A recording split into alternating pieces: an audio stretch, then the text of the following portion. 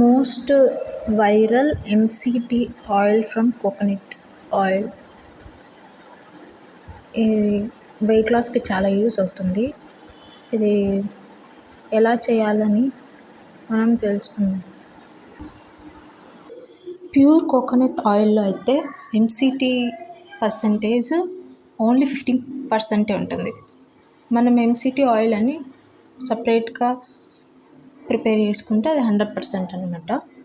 MCT అంటే అది 3 different types of triglycerides అనమాట. Medium chain triglycerides. Full form వచ్చేసి ఎంసీటీ అంటే మీడియం చైన్ ట్రైగ్లిసరైడ్స్. 3 టైప్స్ అన్నాను కదా, అవి ఏంటంటే small chain fatty acids, long chain fatty acids, medium chain fatty acids. Medium chain fatty acids అంటే మీడియం చైన్ ట్రైగ్లిసరైడ్స్ అనమాట. MCT oil use ఏంటంటే weight లాస్లో అది తొందరగా డైజెస్ట్ అయిపోయి కీటోన్స్గా చేంజ్ అవుతుంది.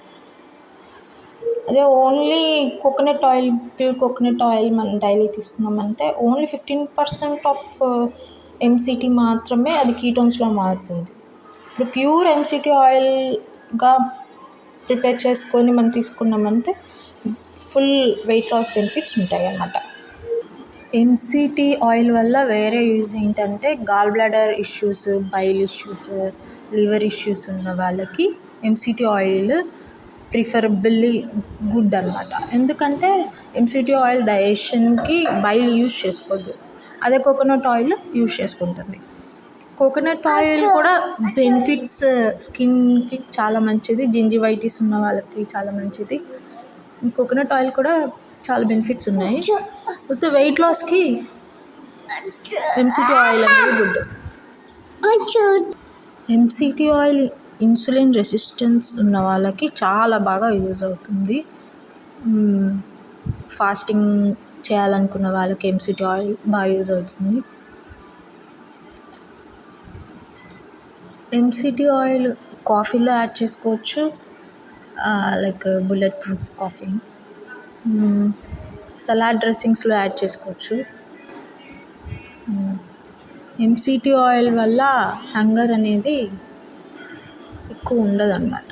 సో దట్ వెయిట్ లాస్కి ప్రమోట్ అవుతుంది.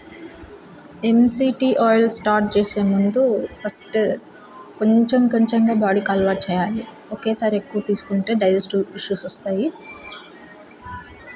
Majority of MCT oils coconut నుంచే వస్తాయి అన్నమాట. ఎంసీటీ ఆయిల్స్లో క్యాప్రిలిక్ యాసిడ్ ఎంసీటీ అనేది బెస్ట్ ఎంసీటీ అనమాట. అది కూడా కోకోనట్ నుండి మాత్రమే వస్తుంది. ఎంసీటీ ఆయిల్ థైరాయిడ్ పైన యాక్ట్ అవుతుంది, బెల్లీ ఫ్యాట్ పైన యాక్ట్ అవుతుంది. వెయిట్ లాస్ ఎందుకు అవుతారంటే ఇది 2 హార్మోన్స్ని రిలీజ్ చేస్తుంది. ఒకటి పెప్టైడ్